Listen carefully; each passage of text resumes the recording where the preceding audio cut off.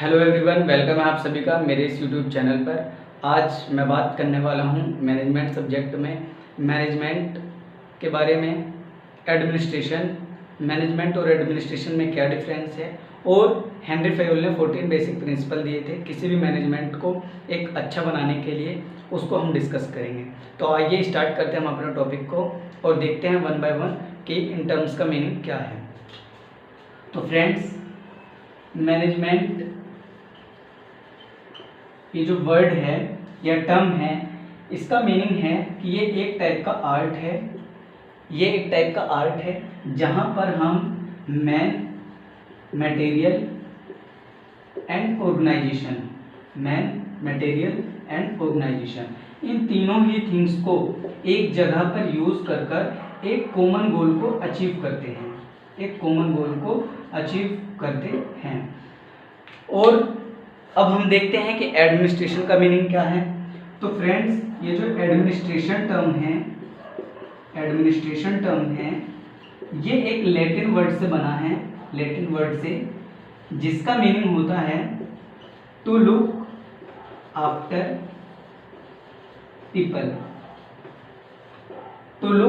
People. अगर हम देखते हैं एडमिनिस्ट्रेशन को भी, तो इसका भी मीनिंग फ्रेंड्स यही होता है कि मैन, मटेरियल और ऑर्गेनाइजेशन, इन तीनों ही थिंग्स को एक ही एनवायरनमेंट में एक ही जगह पर यूज कर कर एक कॉमन गोल को अचीव करना एडमिनिस्ट्रेशन कहलाता है। तो मैनेजमेंट और एडमिनिस्ट्रेशन में क्या डिफरेंस है? अगर ये दोनों में सिमिलैरिटीज है, तो मैनेजमेंट और एडमिनिस्ट्रेशन में जो डिफरेंस है फ्रेंड्स, मैनेजमेंट को यूज किया जाता है प्राइवेट सेक्टर में। अगर कोई भी प्राइवेट सेक्टर है और वहां पर हम मैन और मटेरियल एंड ऑर्गेनाइजेशन को यूज कर कर एक गोल को अचीव कर रहे हैं, तो टर्म यूज किया जाएगा मैनेजमेंट। अगर यही मैन, मटेरियल और ऑर्गेनाइजेशन को एक एनवायरनमेंट में यूज कर कर गोल को अचीव किया जा रहा है एक गवर्नमेंट सेक्टर में, तो वहां पर टर्म यूज किया जाता है एडमिनिस्ट्रेशन। तो हम बोल सकते हैं कि जो मैनेजमेंट टर्म है ये यूज किया जाता है प्राइवेट सेक्टर में, और जो एडमिनिस्ट्रेशन टर्म है ये यूज किया जाता है गवर्नमेंट सेक्टर में। ये दोनों में बस डिफरेंस है, अदरवाइज दोनों ही टर्म का मीनिंग सेम है। अब हम देखते हैं फ्रेंड्स कि हेनरी फेयोल ने 14 बेसिक प्रिंसिपल क्या दिए थे किसी भी मैनेजमेंट को अच्छा बनाने के लिए और ऑर्गेनाइजेशन के गोल को अचीव करने के लिए। तो हम वन बाय वन देखेंगे 14 बेसिक प्रिंसिपल ऑफ मैनेजमेंट।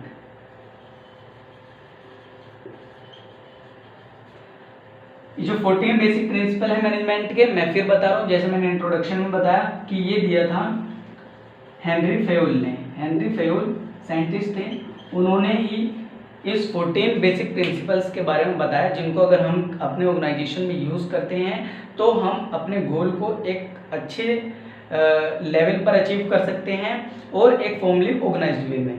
तो वन बाय वन हम बात करेंगे। तो पहला जो उन्होंने प्रिंसिपल दिया था, उन्होंने बताया कि डिवीजन ऑफ लेबर। पहला उन्होंने अपना प्रिंसिपल दिया कि डिवीजन ऑफ लेबर। इस का मतलब है फ्रेंड्स कि हमें क्या करना है कि अपने ऑर्गेनाइजेशन में लेबर्स को क्या करना है, डिवाइड करना है उनकी स्पेशलिटी के बेसिस पर।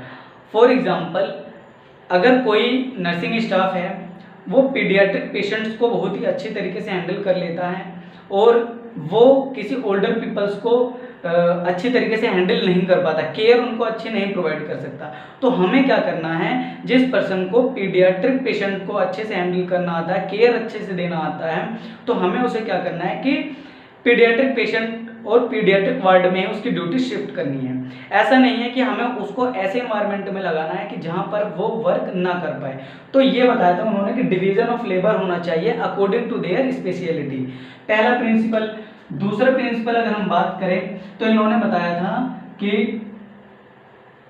डिसिप्लिन। सेकंड प्रिंसिपल इन्होंने बताया कि डिसिप्लिन, कोई भी ऑर्गेनाइजेशन है वहां पर डिसिप्लिन होना जरूरी है। इसका मतलब है कि रूल एंड रेगुलेशन। अगर हमारे ऑर्गेनाइजेशन में रूल एंड रेगुलेशन नहीं है तो हम अपने गोल को अचीव नहीं कर सकते हैं। Rule and regulation, for example सुबह आने का टाइम हमने फिक्स कर दिया कि 9 बजे आना है, शाम को 5 बजे छुट्टी होगी। पर वीक आपको एक हॉलिडे दी जाएगी, आप एक सीएल ले सकते हैं पर मंथ। ये क्या है, एक रूल एंड रेगुलेशन है। अगर कोई पर्सन नाइट में वर्क करता है तो उसको जो है अलग से जो है उसका वेज दिया जाएगा, उसकी सैलरी अलग से उसमें ऐड अप की जाएगी। अगर कोई पर्सन नाइट शिफ्ट करता है तो ये सारी रूल एंड रेगुलेशन होनी चाहिए। कोई भी पर्सन बिना बताए छुट्टी नहीं कर सकता है। तो ये हेनरी फेयोल ने अपना सेकंड प्रिंसिपल दिया था कि डिसिप्लिन होना जरूरी है। थर्ड प्रिंसिपल की हम बात करते हैं तो इन्होंने थर्ड प्रिंसिपल बताया था unity of command. Unity of command friends, unity of command का मतलब है कि अगर एक ऑर्गेनाइजेशन है तो वहां पर ऑर्डर देने वाला एक ही पर्सन होना चाहिए। ऐसा नहीं है कि किसी भी ऑर्गेनाइजेशन में अगर 2 से ज़्यादा सुपरवाइजर हैं या फिर कोई भी 2 से ज़्यादा मैनेजर हैं और वो हर एम्प्लॉयर्स को अलग अलग ऑर्डर दे रहे हैं, तो जो इसमें एम्प्लॉयर्स है वो भी कंफ्यूज हो जाएगा कि मैं बात किसकी मानूं, मुझे इस सुपरवाइजर की बात माननी है या फिर सेकंड वाले सुपरवाइजर की बात माननी है, थर्ड सुपरवाइजर की। तो इस वजह से इन्होंने बताया था कि एक ही पर्सन होना चाहिए जो कमांड करे अपने से लोअर लेवल के एम्प्लॉयर्स पर, और एक से ज़्यादा कमांड करने वाला या एक से ज़्यादा ऑर्डर देने वाला पर्सन नहीं होना चाहिए किसी भी ऑर्गेनाइजेशन में। इसके बाद इन्होंने प्रिंसिपल दिया unity of direction. Unity of direction, unity of direction में फ्रेंड्स क्या बताया कि हमें क्या करना है कि एक ही पर्सन ऐसा होना चाहिए जो सभी को गाइड करे। डायरेक्शन का मतलब है रास्ता दिखाना। अगर मान लीजिए जो लोअर लेवल पर एम्प्लॉयर्स हैं, हम बात करेंगे अभी आगे कि जो मैनेजमेंट है इनके लेवल्स की अगर हम बात करते हैं तो पहले होता है टॉप लेवल मैनेजमेंट, फिर होता है मिडिल लेवल मैनेजमेंट और थर्ड लेवल पर आता है बिल्कुल लोअर लेवल जहाँ पर एम्प्लॉयर्स होते हैं जो कि एक्चुअल में वर्क करते हैं किसी भी ऑर्गेनाइजेशन में। तो ये जो एम्प्लॉयर्स हैं अगर वो अपने पाथ से अलग चल रहे हैं, अपने वो रास्ते से भटक गए हैं या फिर उनको किसी भी गाइड की ज़रूरत है, मोटिवेशन की ज़रूरत है, तो उनको मोटिवेट गाइड करने के लिए सिर्फ एक ही पर्सन होना चाहिए। जैसे हमने बात करके कमांड करने के लिए एक ही पर्सन होना चाहिए कि उनमें कन्फ्यूजन ना हो, ऐसे ही रास्ता दिखाने वाला, उनको मोटिवेट करने वाला, उनको गाइड करने वाला, उनको बताने वाला कि कोई भी वर्क कैसे करना है, वो सिर्फ एक ही पर्सन होना चाहिए एक ऑर्गेनाइजेशन में। इससे क्या होगा कि कन्फ्यूजन नहीं होगा, किसी भी टाइप की जो है कॉन्फ्लिक्ट एम्प्लॉयर्स के बीच में क्रिएट नहीं होगा और वो जो अपना वर्क है वो स्मूथली कर सकेंगे। और अगर वो अपना वर्क स्मूथली करेंगे तो फ्रेंड्स जो गोल अचीव करना ऑर्गेनाइजेशन का वो बहुत ही कम समय में और आसानी से अचीव किया जा सकता है। आगे हम चलते हैं प्रिंसिपल पर। तो फिफ्थ प्रिंसिपल उन्होंने दिया अथॉरिटी। फिफ्थ प्रिंसिपल कहता है अथॉरिटी, इसका मतलब है रिस्पॉन्सिबिलिटी। हमें क्या करना है कि जो लोअर लेवल पर एम्प्लॉयर्स वर्क कर रहे हैं, ठीक है, जो लोअर लेवल पर एम्प्लॉयर्स वर्क कर रहे हैं, हमें उनके हाथ में भी क्या करना है कि कुछ रिस्पॉन्सिबिलिटीज़ दे देनी है। फॉर एग्जांपल कोई नर्सिंग इंचार्ज है, हमने बना देना है किसी वार्ड का 25 से 30 बेड पर, तो हमें क्या होगा कि अगर वो नर्सिंग इंचार्ज जो 25 से 30 बेड पर है, एक वार्ड का इंचार्ज है एक नर्स, तो हमें कोई भी बात होगी तो हम उससे डायरेक्टली जो है उसके बारे में इंफॉर्मेशन ले सकते हैं, रिपोर्ट बनाने में हमें इजीली होगा। तो ये क्या है, इन्होंने इस वजह से बोला था कि अथॉरिटी और रिस्पॉन्सिबिलिटी हमें क्या करना, हर एक ऑर्गेनाइजेशन में जो है अगर डिपार्टमेंट है तो उस डिपार्टमेंट में हमें कोई ना कोई एक ऐसा पर्सन रखना है जिसको हम रिस्पॉन्सिबिलिटी दे सकें, जो हर एक चीज़ के लिए इनटेक आउटपुट के लिए क्या हो, जिम्मेदार हो।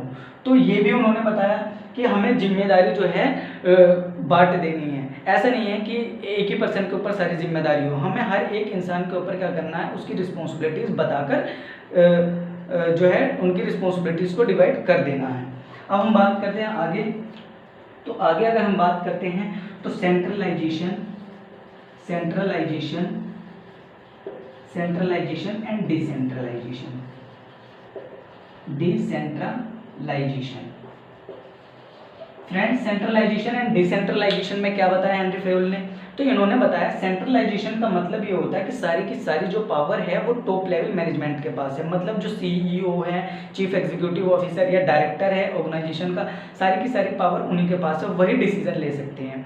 तो इन्होंने बताया कि कुछ पावर मतलब कुछ जगह पर जो डिसीजन मेकिंग की पावर है वो टॉप लेवल मैनेजमेंट को करनी चाहिए। और डिसेंट्रलाइजेशन का मतलब ये है कि कुछ जो पावर है, कुछ जो डिसीजन लेने की पावर है, वो हमें टॉप जो मतलब बिलो लेवल पर, बिल्कुल लोअर लेवल पर एम्प्लॉयर्स वर्क कर रहे हैं, उनको भी दे देनी चाहिए कि जिससे वो भी कुछ डिसीजन ले सके, वो भी कुछ जो है पावर अपना यूज कर सकें।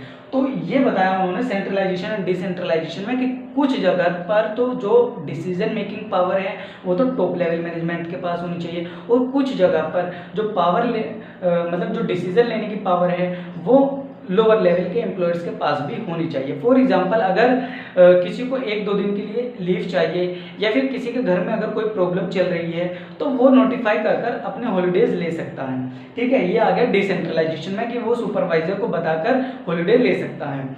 और सेंट्रलाइजेशन का मतलब कि अगर ऑर्गेनाइजेशन में हमें कुछ बदलाव करना है, हमें कोई नई पॉलिसीज बनानी है, तो उसके लिए क्या करना है, वो पावर कौन तय करेगा, वो करेगा जो टॉप लेवल पर है, जो सीईओ है या डायरेक्टर है हमारे ऑर्गेनाइजेशन का, वही नई पॉलिसीज को जनरेट करता है और उसको इम्प्लीमेंट करवाता है। तो ये है सेंट्रलाइजेशन एंड डिसेंट्रलाइजेशन। ठीक है फ्रेंड्स, अब हम बात करते हैं 7th प्रिंसिपल की।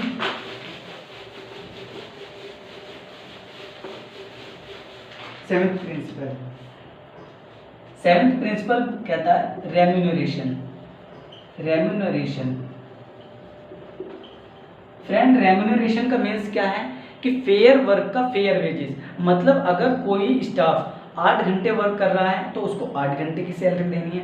कोई अगर स्टाफ 6 घंटे वर्क कर रहा है तो हमें जो उसकी सैलरी है वो 6 घंटे देनी है। ऐसा नहीं है कि कोई पर्सन 6 घंटे का वर्क कर रहा है और उसको हम सैलरी दे रहे हैं 12 घंटे की, ऐसा नहीं है। अगर कोई पर्सन ओवरनाइट कर रहा है या ओवर ड्यूटी कर रहा है तो हमें उसकी सैलरी उसी के अकॉर्डिंग जो है देनी है। तो ये होता है मीनिंग रेम्यूनरेशन का कि फेयर वर्क का फेयर वेजेस हमें करना है। ठीक है, फिर हम चलते हैं ऑर्डर का मीनिंग है फ्रेंड्स कि यहाँ पर हमें एक हायरार्की डेवलप करना है। हायरार्की का मतलब ये है कि हमें ऑर्गेनाइजेशन में क्या करना है कि हमें अपने ऑर्गेनाइजेशन में एक लिस्ट तैयार कर बिल्कुल फ्रंट पर लगवा देनी है कि टॉप लेवल जो मैनेजमेंट है वो कौन है, मिडिल लेवल पे मैनेजमेंट में कौन कौन स्टाफ है, और जो लोअर लेवल पर है, लोअर लेवल मैनेजमेंट में स्टाफ है वो कौन कौन है। इससे क्या होगा कि जो लोअर लेवल के एम्प्लॉयर्स हैं अगर उनको कोई भी चीज़ डिस्कस करनी है तो वो 1 बाय 1 क्या करेंगे, वो उस चीज़ को फॉलो करेंगे। तो हमें क्या करना, for example top level management पे क्या सीईओ है, सीईओ हमें उसका नाम लिख देना है। ठीक है, फिर मिडिल लेवल मैनेजमेंट में आ गए सुपरवाइजर, तो हमें सुपरवाइजर का नाम लिख देना है XYZ। और जो लोअर लेवल पर एम्प्लॉयर्स आते हैं, ठीक है, जो लोअर लेवल पर एम्प्लॉयर्स आते हैं, मान लीजिए 20 स्टाफ हैं किसी भी ऑर्गेनाइजेशन में जो लोअर लेवल पर आते हैं, तो हमें इन 20 के 20 एम्प्लॉयर्स का नाम यहाँ पर क्या कर देना, लिख देना। और इसको क्या करना, बिल्कुल ऑर्गेनाइजेशन के अपने फ्रंट में, अपने जो कंपनी है या फिर जो भी अपना मतलब हम बोल सकते हैं कि इंडस्ट्री है, वहाँ पर हमें क्या करना है, इसको बिल्कुल फ्रंट में लगा देना है। जिससे क्या हो, कोई भी एक नया स्टाफ आए तो उसको ये पता हो कि हमारे ऑर्गेनाइजेशन का, हमारे जो है इंडस्ट्रीज का, हमारी कंपनी का कौन चीफ एग्जीक्यूटिव ऑफिसर है, कौन डायरेक्टर है, कौन चेयरमैन है, कौन सुपरवाइजर है, या हमारे जो साथ में लोअर लेवल पर एम्प्लॉयर्स वर्क कर रहे हैं वो कौन कौन है फ्रेंड सर्कल में। इससे किसी में भी कोई भी टाइप का कॉन्फ्लिक्ट और कंफ्यूजन क्रिएट नहीं होगा। ठीक, इसी के साथ में एक प्रिंसिपल और इन्होंने दिया था, वो है स्केलर चेन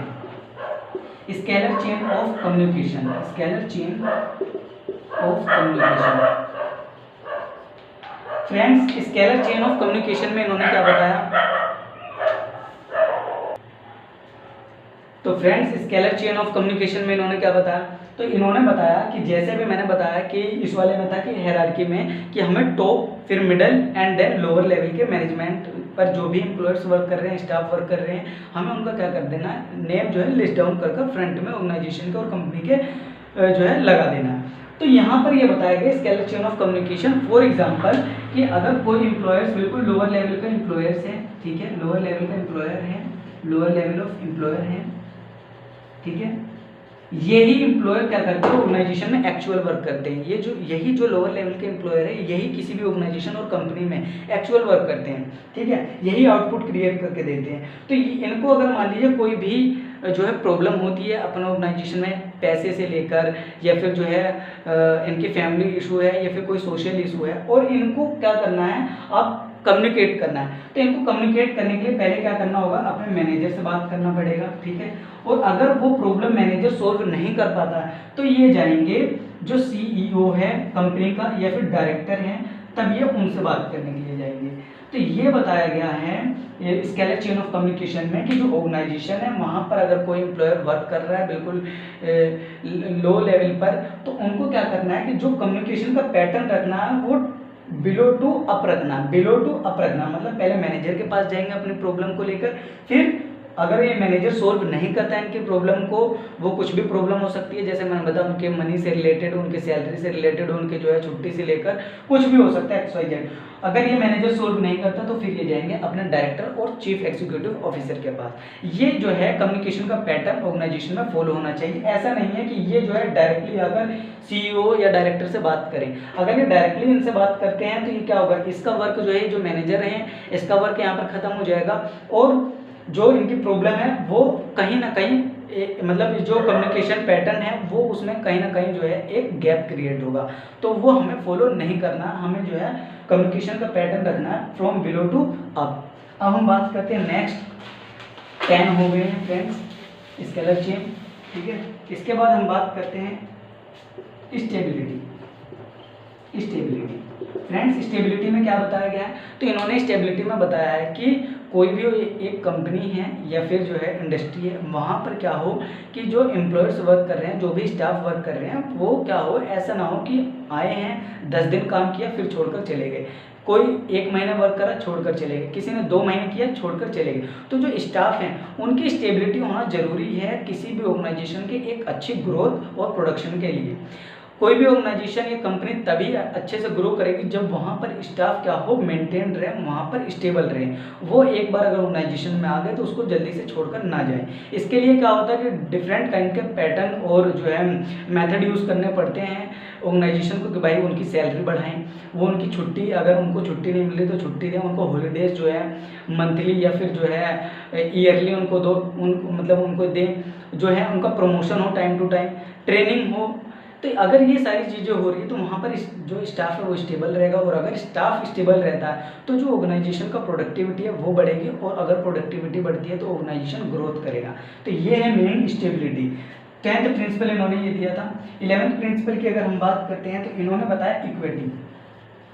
फ्रेंड इन्होंने 11वां प्रिंसिपल दिया हेनरी फेयल ने, इक्विटी। मतलब हमें क्या करना है, हर एक एम्प्लॉयर को साथ में लेकर चलना है। ऐसा नहीं है कि कोई एम्प्लॉयर किसी डायरेक्टर के लिए या मैनेजर के लिए अच्छा हो। मैनेजर को क्या करना है, जो मैनेजर है वो एक टॉप लेवल और जो लोअर लेवल पर एम्प्लॉयर्स वर्क कर रहे हैं, मतलब जो डायरेक्टर हैं और जो एक्चुअल में जो लेबर हैं, उनके बीच में एक लिंक का काम करता है मैनेजर। तो ये जो मैनेजर है उसको क्या करना है, अपने हर एक एम्प्लॉयर को एक जैसा समझ कर चलना है, किसी में बिल्कुल भी डिस्क्रिमिनेशन क्रिएट नहीं करना है, किसी की भी जो है सैलरी उसको जो है कम ज़्यादा नहीं रखनी है। अभी हमने बात करी कि रेम्यूनरेशन फेयर वर्क का फेयर वेज होना चाहिए, तो किसी के साथ पार्शियलिटी ना करे मैनेजर, ये बोला गया इक्विटी। सभी के साथ क्या हो कि फेयर जो है ट्रीटमेंट करना, हमें फेयर जो है बिहेवियर रखना है, और जो है पार्शियलिटी किसी के साथ नहीं करनी है, ये है इक्विटी। 12वें प्रिंसिपल की अगर हम बात करते हैं तो वो है Spirit D core. Spirit D core friend इसका मीनिंग क्या है, एस्पिरिट डी कोर? तो एस्पिरिट डी कोर्स का मीनिंग है कि हमें स्पिरिट का मतलब है उत्साह। स्पिरिट का मतलब है फ्रेंड उत्साह। हमें क्या करना है कि जो एम्प्लॉय वर्क कर रहे हैं, मैंने अभी बताया कि जो लोअर लेवल पर मतलब जो लेबर होते हैं किसी भी कंपनी के अंदर, वही एक्चुअल में प्रोडक्शन क्रिएट कर कर देते हैं किसी भी ऑर्गेनाइजेशन को, किसी भी कंपनी को। तो हमें क्या करना है कि इनका ध्यान रखना है, हमें इनको हमेशा मोटिवेट करके रखना, हमें इनका हमेशा स्पिरिट को क्या करना है, जो इनका उत्साह है उसको ऊपर रख कर रखना है। अगर हम उनको इनके उत्साह को बिल्कुल ऊपर लेकर जाएंगे तो ये क्या करेंगे, एक जोश में वर्क करेंगे और हमेशा क्या रहेंगे, मोटिवेटेड रहेंगे। और जो प्रोडक्शन करना है इनको पूरे दिन में, मान लीजिए 8 घंटे के अंदर जो इनको प्रोडक्टिविटी रखनी है ऑर्गेनाइजेशन के लिए, वो क्या करेंगे, ये बढ़ाकर देंगे। तो ये है एस्पिरिट डी कोर। अब हम बात करते हैं 13th एंड 14th प्रिंसिपल की। फ्रेंड 13th अगर हम प्रिंसिपल की बात करें,